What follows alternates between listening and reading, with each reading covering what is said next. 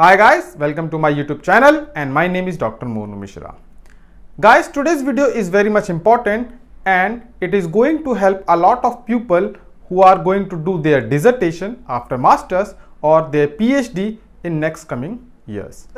Today's video is going to be about how to choose your research topic, and this is one of the most important part of a research program. So this video will help you to choose an accurate as well as more useful research topic that will help you in future, because I have seen that a lot of people choose wrong research topic and ultimately they change it at the later stages, and when they do it at the later stages it becomes a very big problem because they have already wasted a lot of time. Besides guys, I would like to tell you why I am making video on this. I have googled a lot of things and I have googled this kind of videos on YouTube. There are many YouTube videos, but the major problem is that most of them are talking about the things which they have learned from books. Most of them do not have a PhD. They do not have underwent all this situation, all the problem that a PhD student faces, and they literally do not have a experience of research, and they are talking about how to choose a research topic. So it is like, for me it's totally illogical and nonsense. Like myself, I have done my PhD.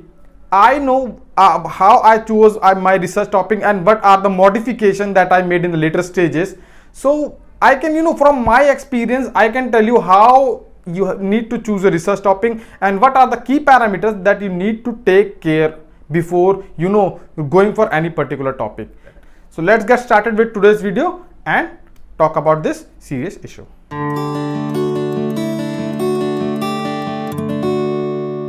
So guys, the first point you need to take care about before choosing a research topic is your interest. Many times university offers a lot of topics and people choose one of them. They don't know what their interest is and they just choose one of these topics. So this is not how research is done, or this is not how you choose a research topic. You have to address your interests. You have to address your specialization. You have to address your knowledge. You have to address your expertise. Do not simply go for a topic that looks fascinating or that is like very fancy. Just go for a topic which really interests you. When you go for a topic, you have to spend time on it. You have to study about that. You have to use your skills. You have to use your knowledge. You have a certain given amount of time. So say if you have like 10 years, then you can go on anything and do anything. That's an entirely different story. But if you have limited amount like 6 months for training, or you have like 3 years or 4 years for a PhD, I will suggest you to not to bet on a horse which you don't know. You have to bet on a thing that you know. You need to focus on things that you have already have some experience, you have some knowledge about that, you have some expertise over that, and certainly you have some interest on that, because PhD is a very tiring and very lengthy process, as I talked in my previous video. So you have to put a lot of efforts on that, and unless you are interested in something, you are not going to put efforts on that, and that is basically very true thing. So make sure you are interested in particular topic. So make sure you are going to put efforts on a thing that has your interest and matches your experience, expertise, knowledge and skills. The next point before choosing a topic is doing adequate literature review. Yes, literature review before choosing a topic is very important. Because so many people who are just like done their masters, they are not much aware about their expertise, or they are not much about their knowledge. So when I ask them on which topic you want to do your PhD, they say nanomaterials and they say nanotechnology. So nanotechnology is not a very small term. Nanotechnology is a very big term. Like it has n number of aspects, it has n number of things.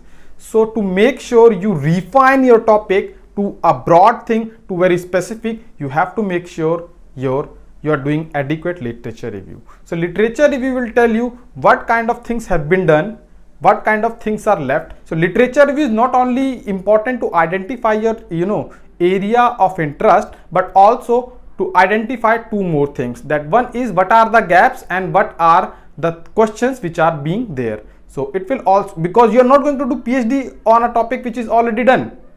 You want to do PhD on something new. So how you will get something new? Like how you will identify which work is not done? You have to do some literature review. Okay, this kind of things are done, but this kind of things are not done. So identify the questions and identify the gaps. You have to read about that. So that's how literature review helps you. It will help you to identify your interest, raise questions, and also acknowledge the gaps that these kind of things are not done. This is what I want to do. So this makes your topic from this broad to very specific and concise. So I will also tell you something more. Make sure your topic is precise and to the point. Don't go for a very broad topic, because if you're going to be a broad topic, you will be jack of many things and master of none. But in PhD, you are supposed to be master of one and jack of many things. Another point I would like to mention about choosing a research topic is creativity and uniqueness. Make sure your topic is up to date and it's unique. Many people do work on the topics which have been already done, like similar kind of work has been already done on, they are working on topic which is 20 or 30 years old, from 20 to 30 years the work is carrying forward. So in those kind of topic, I know you will find some gaps and you will do something, but after your PhD you will find it difficult to find a postdoc or something else. People are now focusing on some advanced level science. They don't want to repeat what is already done. So if your topic is not unique or not up to date, you will find it difficult to pursue your research at upgraded stages.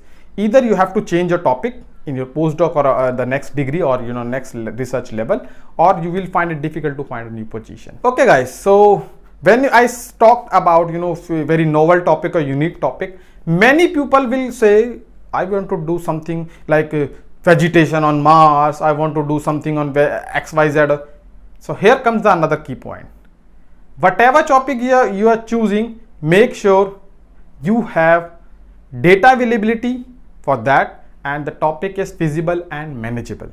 The topic has to be feasible, manageable, and there has to be some availability of data.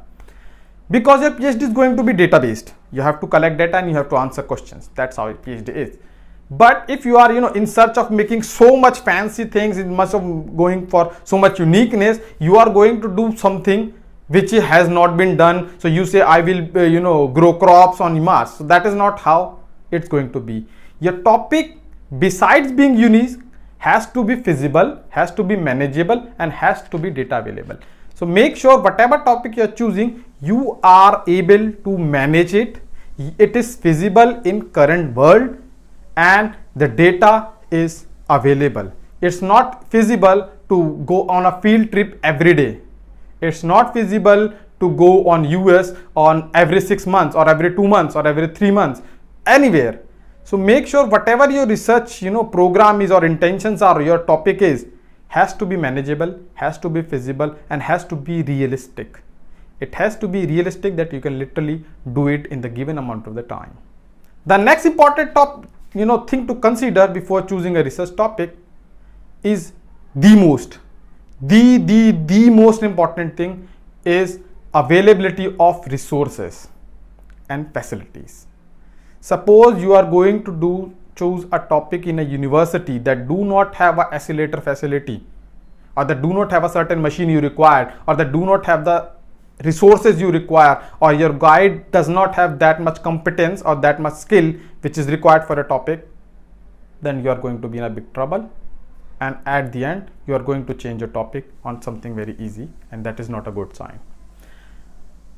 Suppose you are in experimental physics, so make sure whatever machinery is required can be arranged, or you're doing theoretical thing, so make sure whatever software you require is available, either by your collaborator institute or within your institute, or whatever research you are doing, your supervisor is capable of guiding you on that thing.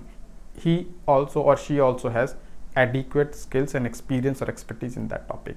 So make sure you have all the required facilities, you have all the required infrastructure, you have all the required resources for that particular topic which you are going to choose for your research.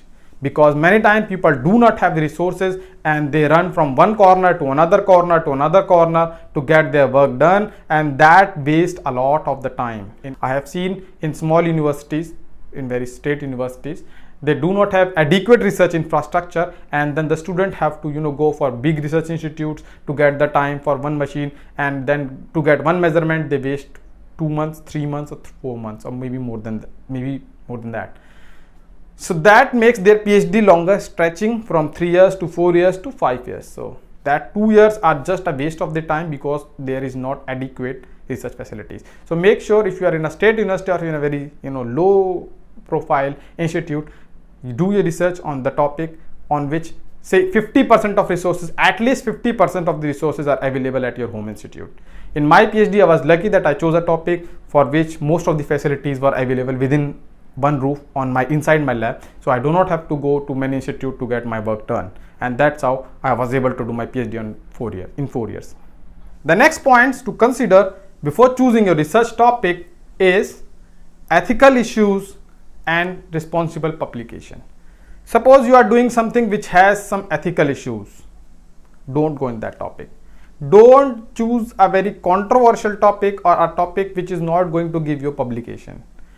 In research, whatever work you have done is judged on the basis of black and white. How many patents you have, how many papers you have published, or how many presentations you have delivered.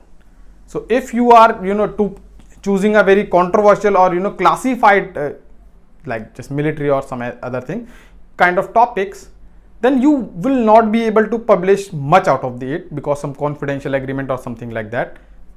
Suppose you are working with the industry which have some funding your research, and then suddenly he asks, yeah, this research is very good, we are going to use it by ourselves, and you cannot publish it, and you have signed a confidential agreement, so you cannot publish it. And then after 4 or 5 years of PhD, when you are coming out with only one paper or maybe not one paper, it will be very difficult for you to justify yourself, because most of the people in research judge you on the basis of how many papers you have published, how many awards you have received, how many presentations you have delivered.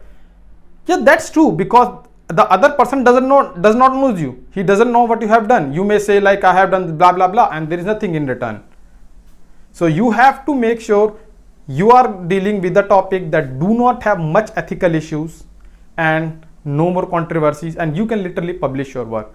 In science, publishing is one of the most important part where your capabilities and your abilities are judged. You are judged on the basis of how many papers published, how many impact factor, and what is your output in terms of black and white. And whatever you have done besides that, no one knows. Obviously that your supervisor knows, not many people know that. So make sure, do not go in a very controversial topic. Obviously few people go, and do not go for anything that won't give you any publication, because that's how you are recognized in research.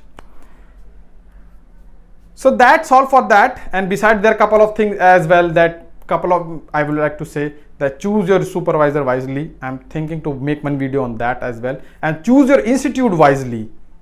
That is one of the most important part as well. Supervisor and institute are the most important part that that decides your research future. Yes, they decides your research future. So I will also make one video on that. And that's all for today. If you still have any questions, you can ask me in the comment section. And those who are new to the channel, don't forget to subscribe our channel and press that bell icon so that you do not miss the updates. Do subscribe my channel and do press the bell icon, and also follow me on social media platform on Facebook as well as Instagram. I have given the link above. So I will keep you updated with something new which is coming, or I want to share any information, then I can share it on that platforms. So that's all for today. Let's meet in another video. Thank you very much for your patience. Thank you very much for watching this video. Thank you very much for everything.